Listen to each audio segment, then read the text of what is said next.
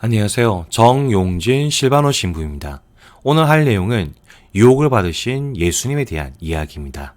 그럼 들어가 볼까요?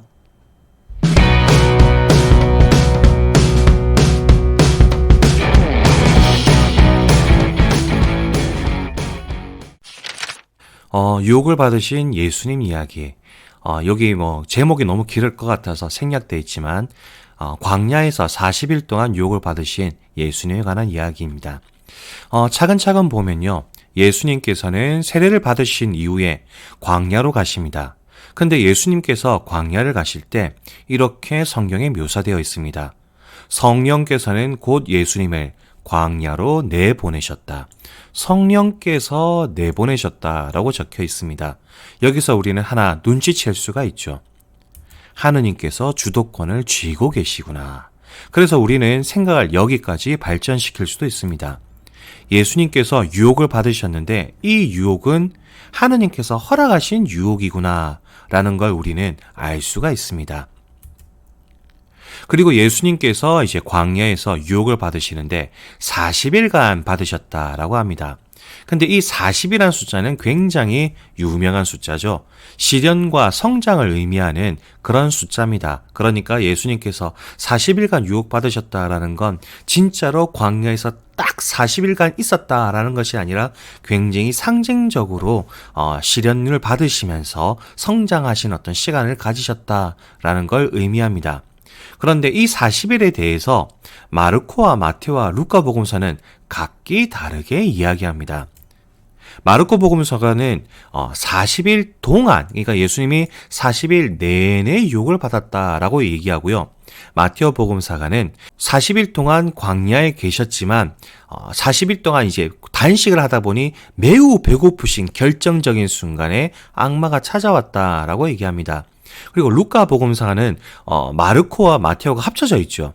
40일 동안 예수님이 유혹을 받으셨는데 그 중에 이제 결정적인 순간 때, 무척 힘드실 때 결정적인 순간에 악마가 찾아왔다라고 얘기합니다. 그리고 여기서 우리는 바로 알 수가 있겠죠.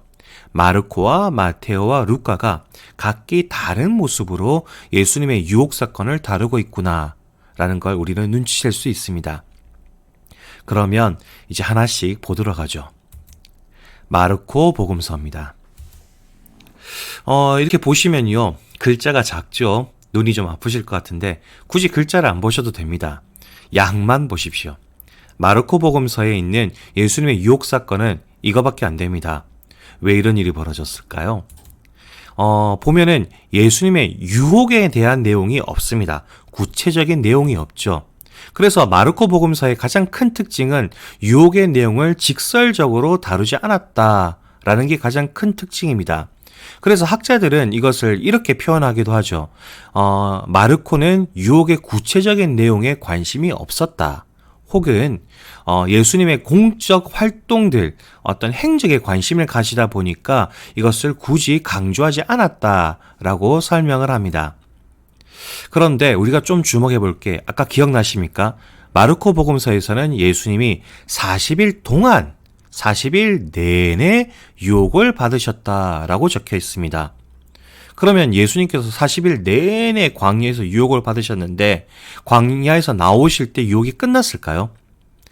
아니라는 건 우리가 눈치챌 수 있을 겁니다. 그래서 마르코 복음서는 이렇게 얘기하는 겁니다. 구체적으로 얘기하지 않았습니다. 직설적으로 얘기하지 않았습니다.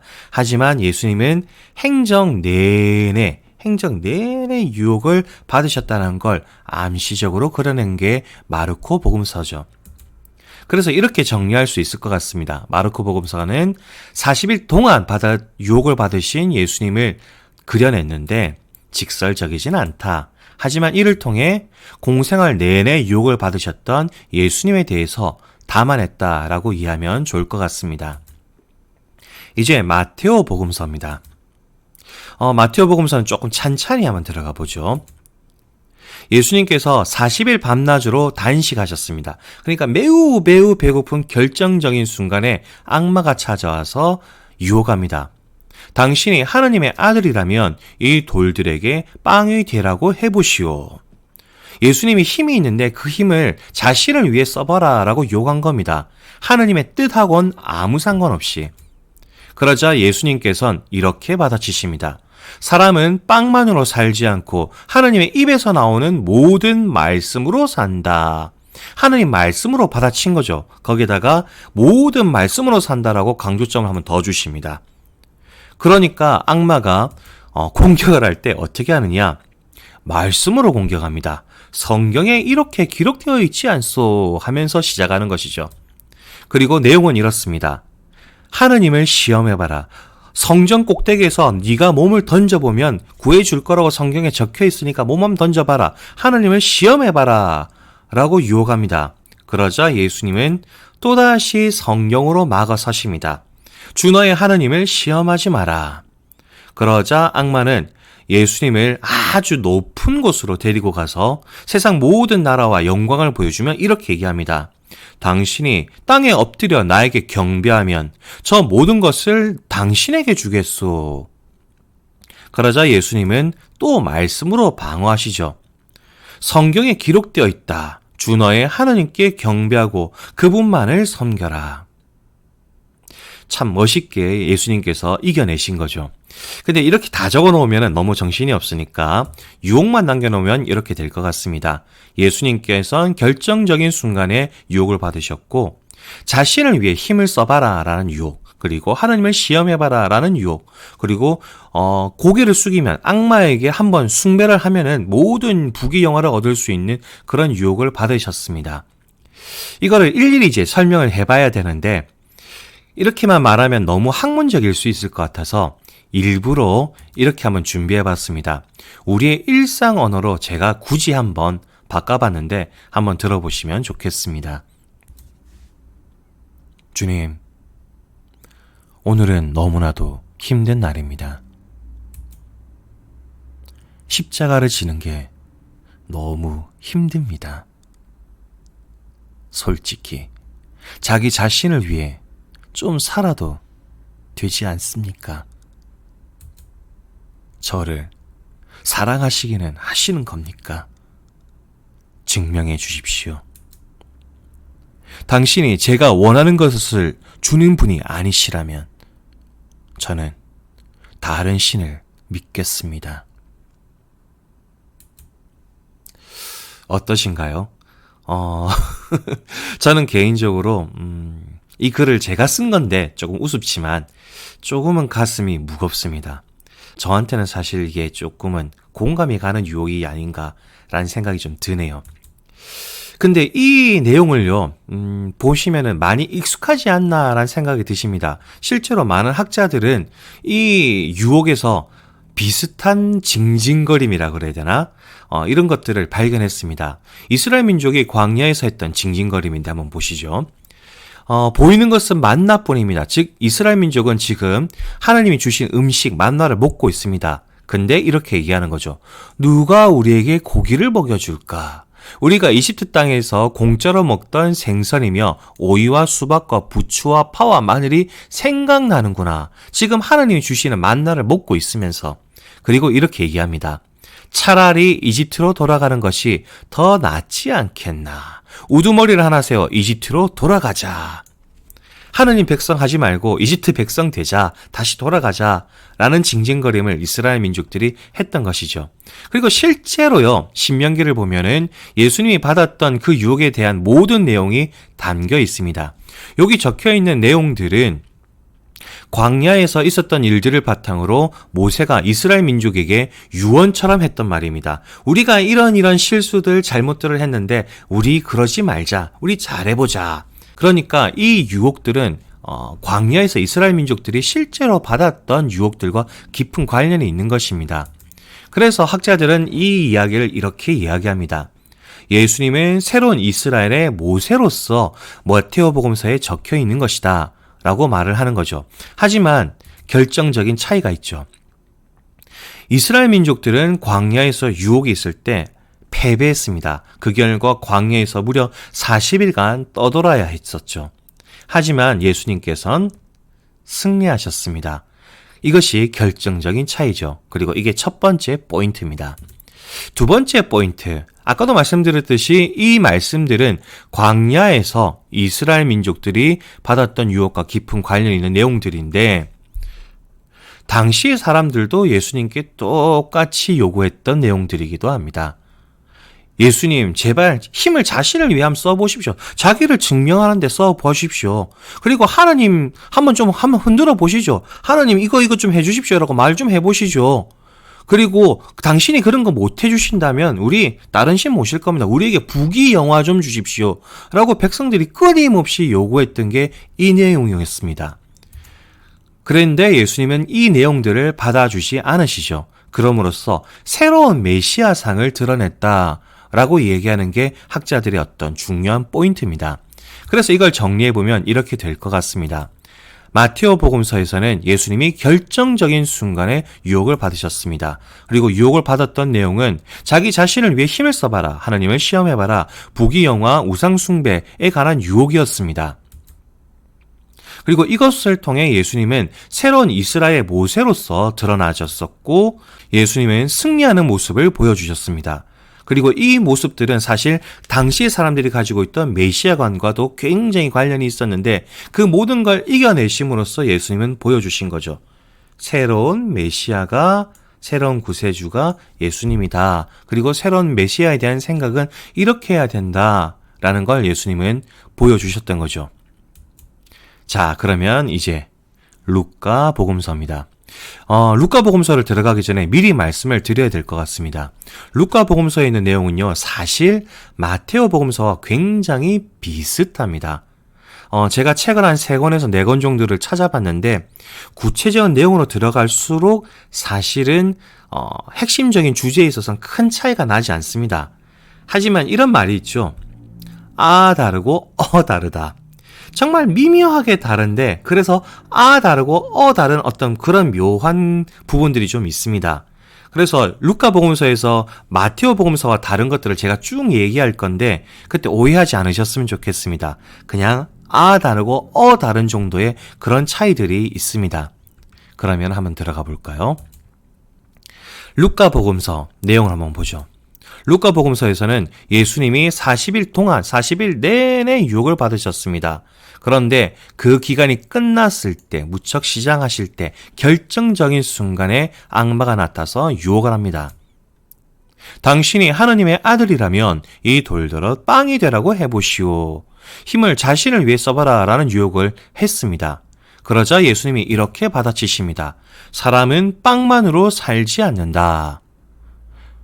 뭔가 빈 것 같지 않습니까? 눈치가 빠르신 분들은 바로 찾으실 것 같습니다. 마테오 복음서는 사람은 빵만으로 살지 않는다. 하나님 말씀으로 산다. 라고 이야기하면서 받아치는데 루카 복음서는 하나님 말씀으로 산다. 라는 말씀이 없습니다. 그러다 보니 진짜 이건 다르고 다른 건데요. 빵만으로 살지 않는다. 빵만으로의 약간 말에 무게중심이 실리죠. 그래서 그런가 두 번째 유혹이 이겁니다. 내가 저 나라들의 모든 권세와 영광을 당신에게 주겠소. 부귀영화와 관계된 유혹이 두 번째로 들어옵니다. 즉 무슨 말이냐? 마테오와 루카 복음서가는 유혹의 순서가 다릅니다. 마테오는 힘을 자신을 위해 써봐라 라고 한 유혹 다음에 하나님을 시험하는 유혹이 두 번째, 부귀영화, 우상숭배에 대한 유혹이 세 번째로 나옵니다. 하지만 루카는 부귀영화와 우상숭배에 대한 유혹이 두 번째, 하나님을 시험하는 유혹이 세 번째로 나오죠. 그러니까 유혹의 순서가 두 번째, 세 번째가 바뀌어 있는 거죠. 그런데 개인적인 생각입니다. 이건 학문적인 생각이라기보단 개인적인 생각인데 이게 무척 루카 복음답지 않나라는 생각이 듭니다. 루카 복음서는 가난한 이들의 복음서라는 별명이 있을 정도로 가난한 이들에 대해서 관심이 많습니다. 그러니 이야기를 할 때 돈 이야기가 먼저 나오는 게 루카 복음서답지 않나라는 생각이 듭니다. 이거를 이제 다시 정리해 보면 루카 복음서에 나와 있는 유혹은 이렇게 될 것 같습니다. 예수님께서는 결정적인 순간에 유혹을 받으셨다. 40일 내내 유혹도 받으셨지만 그리고 첫 번째 유혹은 힘을 자신을 위하여 써봐라. 두 번째는 부귀영화 우상숭배에 관한 유혹. 세 번째는 하나님을 시험하는 유혹. 이렇게 되어 있습니다. 그리고 이거를 이제 마테오 복음서 때 제가 피부에 와닿게 해드린다고 일상 언어로 바꿨는데 루카도 빠지면 조금 아쉬울 것 같아서 한번 준비해봤습니다. 주님, 항상 힘들었지만 오늘은 특별히 힘듭니다. 주님, 세상을 좀 이기적으로 살아도 되지 않을까요? 나눔, 사랑, 좋습니다. 그런데 남들은 그거 없이도 잘 살더군요. 주님, 저는 당신이 의심됩니다. 저는 당신을 시험할 것입니다.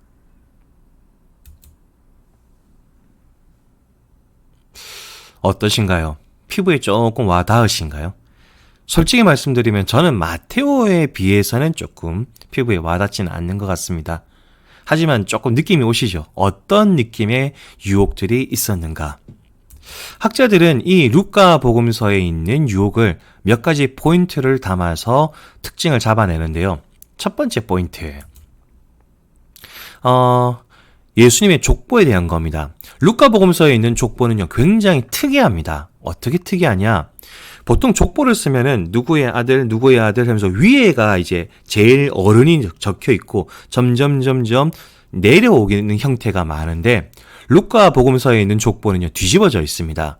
예수님부터 시작해서 점점 위로 올라갑니다. 그러다 보니 족보의 맨 마지막이 아담이 있습니다. 아담. 그리고 이 족보가 끝나고 난 다음에 바로 예수님이 유혹을 받으십니다. 재밌죠? 그러니까 첫 번째 유혹을 받았던 존재 아담, 최초의 유혹을 받은 존재 아담이 나오고 난 다음에 유혹 장면이 나옵니다. 그러니까 정말 다르고 다른 건데 묘한 느낌 속에서 예수님이 유혹받는 장면이 시작되는 거죠. 그리고 아까 마테오 복음서에서도 지적했지만 예수님이 받았던 유혹의 내용들은 모두 광야에서 이스라엘 민족들이 받았던 유혹과 깊은 관련이 있습니다. 그래서 루카 복음서는요, 이렇게 담아내는 겁니다. 최초의 유혹을 받았던 아담에 대한 어떤 느낌, 그리고 광야에서 유혹을 받았던 이스라엘 민족에 대한 어떤 느낌을 모두 품고 승리하신 예수님을 루카는 이야기하고 싶었던 것 같습니다. 그리고 두 번째 포인트로 넘어가 보죠. 예수님께서 유혹을 받으셨는데 마지막 유혹 장소가 어디냐? 예루살렘 성전 꼭대기입니다. 마지막 유혹 장소가 예루살렘입니다. 이거는 성경을 알고 있는 많은 분들 입장에선 의미심장합니다. 왜냐? 공간복음, 마르코, 마테오, 루카의 모든 스토리는요, 예수님께서 예루살렘을 향해 가는 여정입니다. 예수님께서 공생활을 시작해가지고 예루살렘에 도착하셔서 돌아가시고 부활하시고 승천하심으로써 스토리가 다 끝이 납니다. 그러다 보니 이런 말들이 심상치 않죠. 하늘에 올라가실 때가 찾아 예수님께서는 예루살렘으로 가시려고 마음을 굳히셨다. 예언자는 예루살렘이 아닌 다른 곳에서 죽을 수 없기 때문이다. 이 다 예수님께서 하셨단 말씀이고 예루살렘을 굳이 언급하시면서 얘기하시죠. 그리고 실제로 예루살렘에서 이야기의 끝을 보십니다. 그래서 학자들은 이것을 굉장히 의미심장하게 보고 있죠. 여기에 또 재미있는 포인트가 있습니다. 악마는 모든 유혹이 끝나고 난 다음에 다음 기회를 노리며 물려갔다라고 합니다. 40일간 광야에서 유혹해놓고 다음 기회를 노렸다. 언제일까요? 가장 결정적인 순간이 언제일까요? 아마도 예루살렘에서 예수님이 돌아가시기 직전이 아니었을까 추측이 들지 않습니까? 더 나아가서 마테오 복음서에서도 언급했듯이 힘을 자신을 위해 써봐라, 부귀영화, 그리고 하나님 시험해봐라 라는 어떤 유혹은요, 당시에 이스라엘 민족들이 갖고 있던 유혹이었습니다. 그들이 원하던 메시아상이 모두 담겨 있었죠. 힘을 좀 휘두르 보고 부귀영화 가져오고 하나님을 좀 쥐고 흔들어 보고. 그렇기 때문에 예수님이 공생활 내내 받았던 유혹이 바로 이런 유혹이었습니다. 그래서 이걸 다 종합해보면요, 우리는 이렇게 정리할 수 있죠. 루카 복음서에는 예수님의 공생활의 모든 것을 좀 담아내려고 노력했구나라는 것입니다.